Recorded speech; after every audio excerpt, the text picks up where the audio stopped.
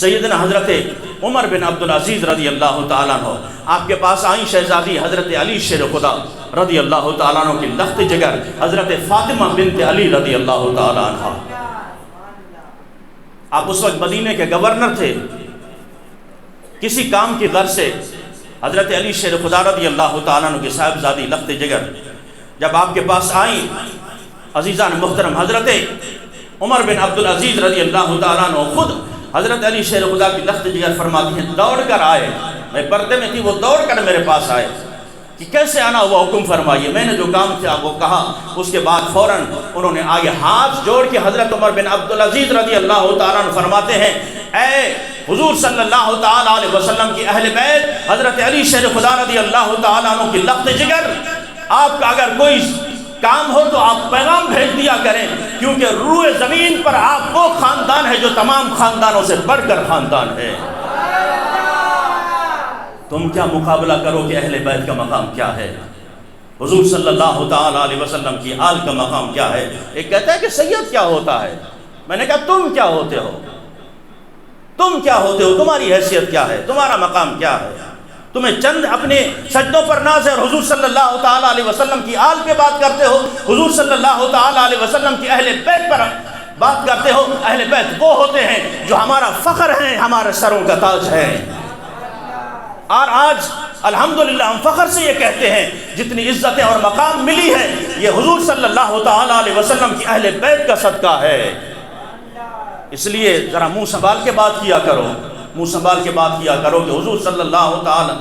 یارو آج اتنا سوچیں کہ اگر میری اولاد کے بارے میں کوئی ایسا لفظ، کوئی ایسا جملہ بولے، نازیبا جملہ، مجھے دکھ ہوگا کہ نہیں ہوگا، تکلیف ہوگی.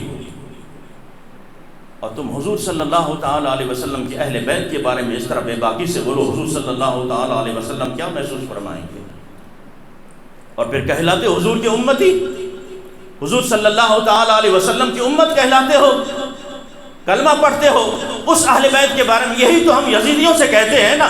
تم اس حضرت امام حسین رضی اللہ تعالیٰ عنہ کو بھی شہید کرنا. جب امام حسین خطبہ دے رہے تھے نا میدان کربلا میں، شاہ است حسین بادشاہ است حسین، دین است حسین دین پناہ است حسین، سرداد نداد دست در دست یزید، حقا کی بدائے لا الہ است حسین. اور اے کربلا کی خاک تو اس احسان کو نہ بھول، تڑپی ہے تجھ پہ لاش جگر گوشہ بطول، مظلوم کے لہو سے تیری پیاس بجھ گئی، سیراب کر گیا تجھے خون رگے رسول.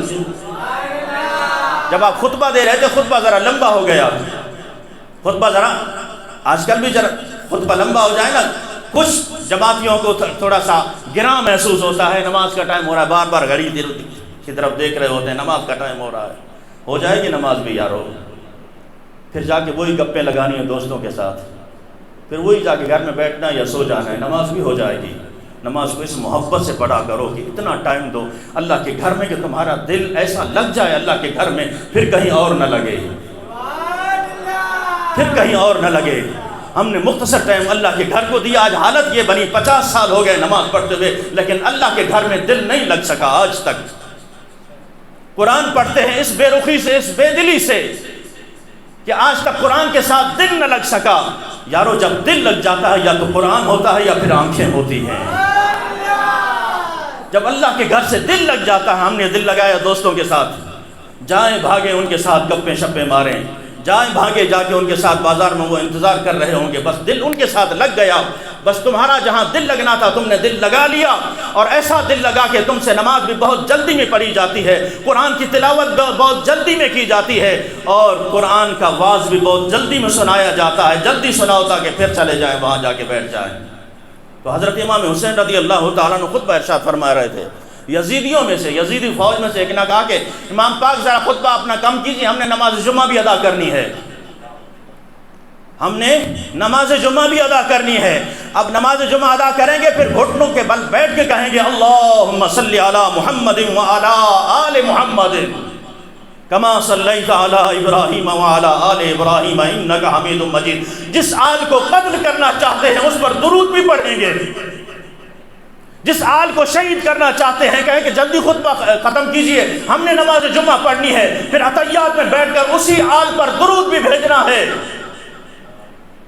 یارو یہ عقل دنگ رہ جاتی ہے، عقل دنگ رہ جاتی ہے. کہ اقتدار کا نشہ کتنا ہوتا ہے، دولت کا نشہ کتنا بڑا ہوتا ہے، نہ حضور کی آل نظر آتی ہے، نہ حضور کے جگر پارے نظر آتے ہیں، نہ حضور کے جگر پارے نظر آتے ہیں۔ تو حضرت عمر بن عبدالعزیز رضی اللہ تعالیٰ عنہ فرماتے ہیں آپ کا کوئی کام ہو علی کی لخت جگر آپ پیغام بھیج دیا کریں، آپ وہ خاندان ہو کہ روئے زمین پر کوئی ایسا خاندان نہیں ہے۔ اور یاد رکھنا حضرت علی شیر خدا رضی اللہ تعالیٰ عنہ کی لخت جگر سے حضرت عمر بن عبدالعزیز رضی اللہ تعالیٰ عنہ فرماتے ہیں ہاتھ جوڑ کر کہ کل قیامت کے دن میری شفاعت ضرور کرنا، کل قیامت کے دن میری شفاعت ضرور کرنا۔ اللہ تبارک و تعالیٰ سے دعا ہے کہ اللہ تبارک و تعالیٰ اہل بیت کے صدقے، تمام صحابہ کرام رضوان اللہ تعالیٰ عنہم کے صدقے ہماری بھی شفاعت فرمائے، مغفرت فرمائے۔ اللہ تبارک و تعالیٰ ہمیں حضور کی آل سے، حضور کے اصحاب سے ایسی عقیدت اور محبت عطا فرمائے کہ مرتے دم تک یہ عقیدت اور محبت ثابت قدم رہے۔ وآخر دعوانا الحمدللہ رب العالمین۔